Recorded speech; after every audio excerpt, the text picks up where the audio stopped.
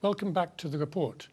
Now, there are fears that more deaths of migrants can be expected at sea, as thousands of Rohingya and Bangladeshi refugees are stranded on boats in Southeast Asia.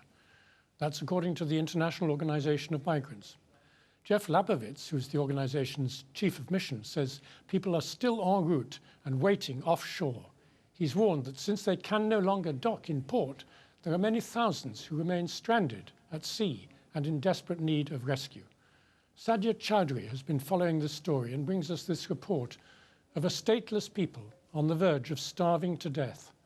And viewers are advised that Sadia's report contains scenes of a disturbing nature. It's difficult to show you the kinds of things Rohingya Muslims want to flee because Burmese authorities enforce a strict policy of not allowing information or videos to emerge. But we can show you what happens to those who get away. These are the lucky few who survived an escape that lasted at least 3 weeks. They're among 1,600 Rohingya who fled violence and persecution in Burma, uncertain what their futures might have held and lucky to have been rescued by authorities in Indonesia and Malaysia. Both countries are now bracing themselves for a further influx of migrants after neighbouring Thailand cracked down on refugees. The Thai authorities have been accused of a series of human rights abuses against the Rohingya, at the very least an unwillingness to recognise that they need to be protected. Thailand says it's trying to stop a people smuggling route following the discovery of mass graves that it says lays bare the extent of a thriving trade. New arrivals are especially vulnerable to indefinite detention, smuggling and trafficking. Thailand's own domestic legal framework is weak, which means Rohingya face arrest and detention with no due process in sight. They have no rights to work, forcing many of them to live a life of extreme poverty. Over the last 3 years, there's been a significant increase in the number of people fleeing Burma's Rakhine and Sitwe states by boat. Joining them is now a growing number of Bangladeshis. Each passenger pays a negotiated fee to sail the Andaman Sea and reach the shores of southern Thailand. Or they can pay a full package price, which will get them as far as Malaysia. The boats are cramped to the point that passengers can't lie down. Food and water rations are so short that starving to death is just another risk the Rohingya are faced with. Some report being beaten with metal rods if they ask for more food. Boats routinely get lost at sea, and many families realise the truest meaning of the term sink or swim. These migrants in Malaysia are being sheltered at a police station after people smugglers dumped them in the waters off the coast of Langkawi. There's an unwavering flow of people lining up for food and water, and by nightfall, many will be transferred to somewhere else. Some of them won't know where they'll end up, and many have become accustomed to not asking questions about their future. Questions even remain about their past and whether or not Burma and the international community have done enough to protect the Rohingya. This is a people targeted in outbreaks of sectarian violence in recent years and considered by the United Nations as among the world's most persecuted minorities. Without national recognition, they're described as stateless and far too often treated without due process. The history of Rohingya migrants in Malaysia already has a pattern of detention, trafficking and deportation, and somehow even this seems like a risk worth taking. It's thought 7,000 others are still adrift in the Bay of Bengal, so while there's largely a hush on what goes on inside Burma, with scenes like these, it's not difficult to imagine the horrors these Rohingya have risked their lives to flee. Well, joining me to discuss this terrible story in the studio is Mabrur Ahmed, founder of human rights organization Restless Beings, Tun Khin from the Burmese Rohingya Organisation in the UK, and on Skype from Bangkok in Thailand, we're joined by Phil Robertson, who's Deputy Director at the Asian Division of Human Rights Watch. Let me start with you, Tun Khin. I mean, what actually happens if these people do manage to get to Malaysia and Indonesia? Are they accepted, or are they thrown back, or what happens? Well, if you look at the situation, these people are facing unbearable situation in our Rakhine state, western part of Burma. The government has created impossible situation for them. So when they come to Malaysia, Indonesia, they just especially try to escape from human rights abuses and violation and ethnic cleansing, and they just want to get safety and shelter to in Malaysia and Indonesia. That's what we can see. And at least some are, they can get some small work and they can send some money for their family and friends. That's what they're looking for, as far as what we can see. And what's your view? I mean, is the human rights condition for these migrants okay once they reach Malaysia and Indonesia? Will they quickly get asylum, or do they stay in these camps? The key thing to understand is that sometimes the systems that we have in place in matured countries, if you like the UK, where there are such things as asylum, are not so easy to access for a community of people that even local countries such as Indonesia, Thailand, Malaysia, are not able to politically accept as such, because by doing so they upset their neighbours in Burma, which is obviously the host country, if you like. So from a legal perspective, it's a different dimension almost altogether, a different dynamic. What I can say though is Malaysia and Indonesia have, typically up until now been slightly more favourable and less brutal in comparison to Thailand and the authorities in Thailand. But just as I was waiting, to have a chat with you upstairs, I was receiving an email which has kind of confirmed that Malaysia has actually given an official line now from the Maritime Enforcement Agency, which is saying that it will turn away any boats or vessels in their waters. But if they find people, they won't. No, They won't even rescue them. Even if there's people aboard, they will turn the boats away. And the line that they've given is that so long as the boat or the vessel is seaworthy, then it will be turned away, and it will be given fuel, and it will be turned away. But of course, what the worrying thing is that the conditions, as you saw from your VT clip, the conditions are absolutely abhorrent on board the vessels themselves. People haven't got the space to sit down or lie down. There's defecation which is taking place, and it's creating an awful sanitary situation. So you have these kind of issues which are kind of the real kind of human stories beneath the political line of, Malaysia's turning away the boats, or the Rohingya have landed ashore, Indonesia or Malaysia. The real human story beneath it is far more tragic. Well, Phil Robertson, I mean, you're in Thailand. We saw on the video clip about these mass graves in southern Thailand. I mean, how did these people die, and why were they allowed to die in this way?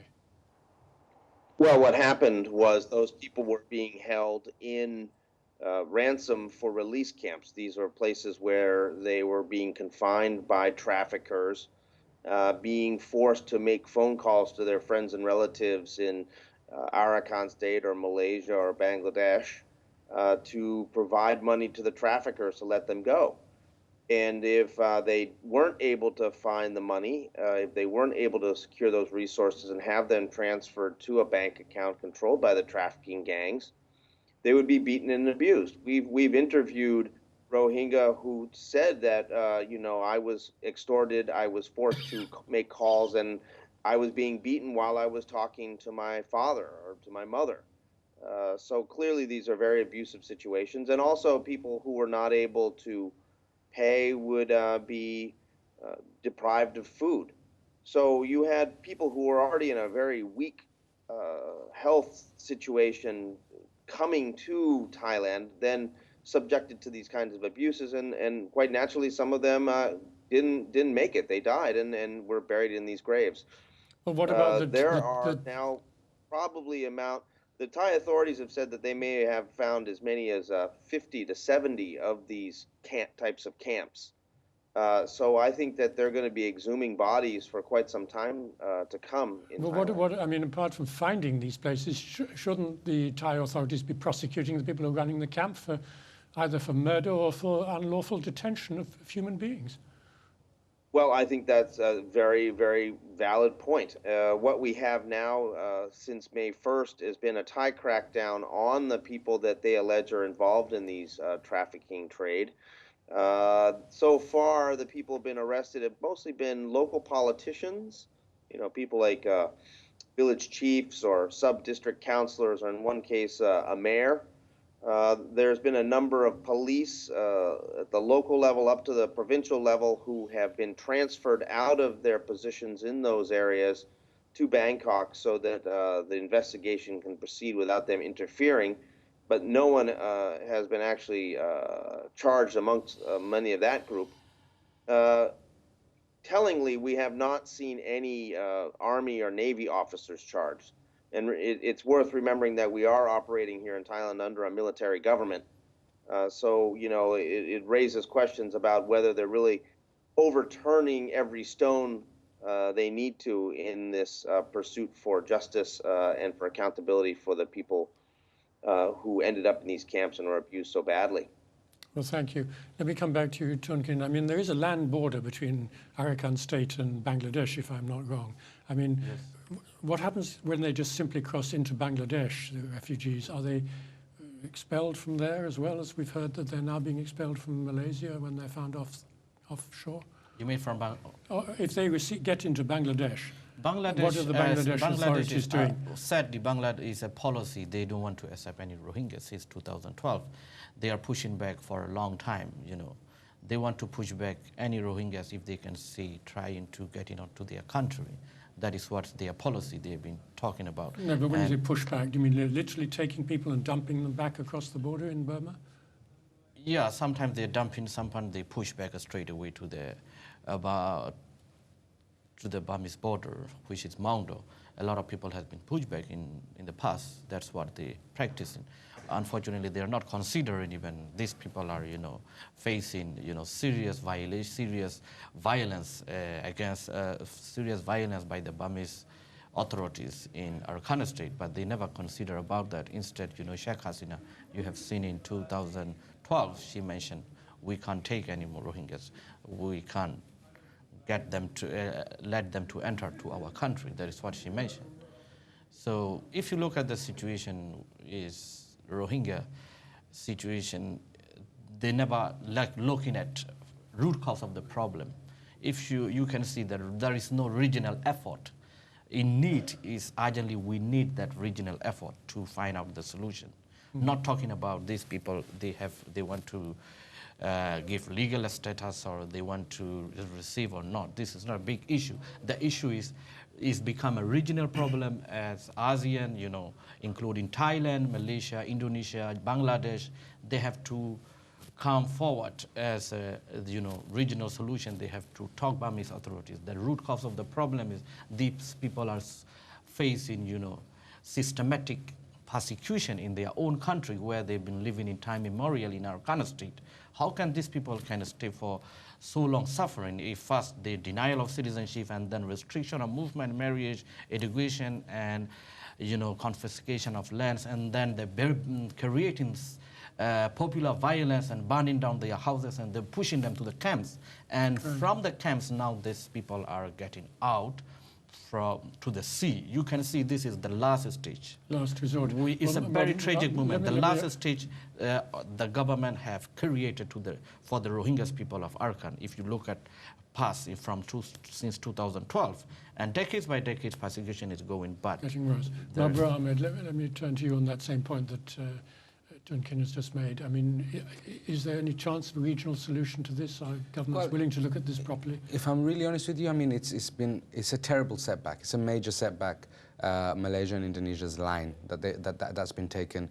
I mean, when we were getting some of these reports coming in yesterday, it seemed that, you know, a lot of the refugees who had landed ashore, they were being given treatment and care and attention, medical attention. But the longer that this situation has developed, it seems like these people are actually being detained now. So the 800 odd Rohingya and Bangladeshi refugees that landed in Langkawi in Malaysia, we're now hearing reports that they've been detained.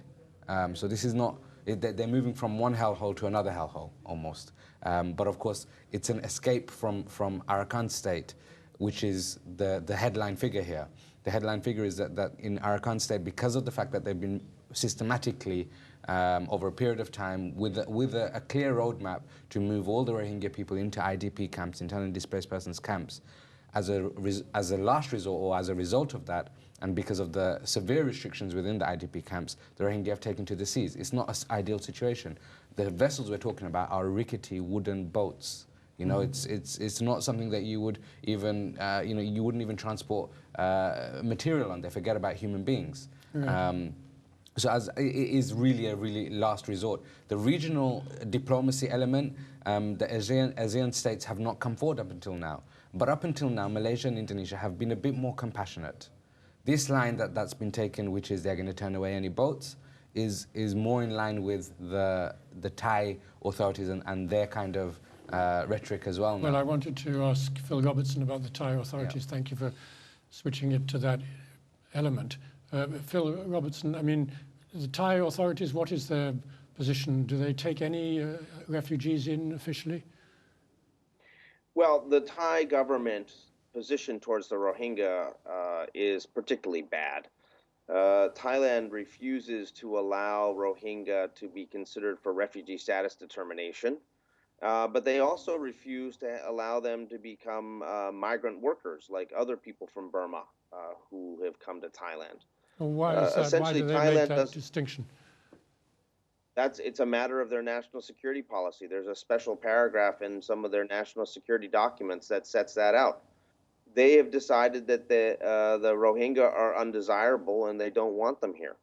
So the Thai government policy towards the Rohingya has been one of encouraging them to go somewhere else. And what that has meant is Thailand has become a transit country for Rohingya going through Thailand, trying to get to Malaysia. Now, originally, that was, more small scale, a little more benign, but over the past 3 or 4 years, it became big business where Rohingya were being extorted on the realm of 20 to 30,000 baht per head to go through Thailand, and that's $2,000 to $3,000. That's a lot of money for a Rohingya to have to pay to simply be transported to Malaysia. And so, yeah, Thailand has had a sort of discriminatory, unhelpful policy towards the Rohingya for quite some time. And, it's very worrying to hear that the Malaysians are now saying they're going to turn back these boats, because what we understand is that there may be several thousand Rohingya still on boats out in the Andaman Ocean or the Malacca Straits who need to make landfall. They don't have food, they don't have medicine, they don't have basic support on those boats. In the past, Malaysia and Indonesia have been willing to allow UNHCR to have access to people who've landed from boats and, allow them to be received and provide various different humanitarian assistance to them. So if that's not going to happen this time around, that's a very, very serious blow and a very, very major step backwards. Okay, well, thank you. On that very bitter note, we'll have to end this discussion. That's all the time we have.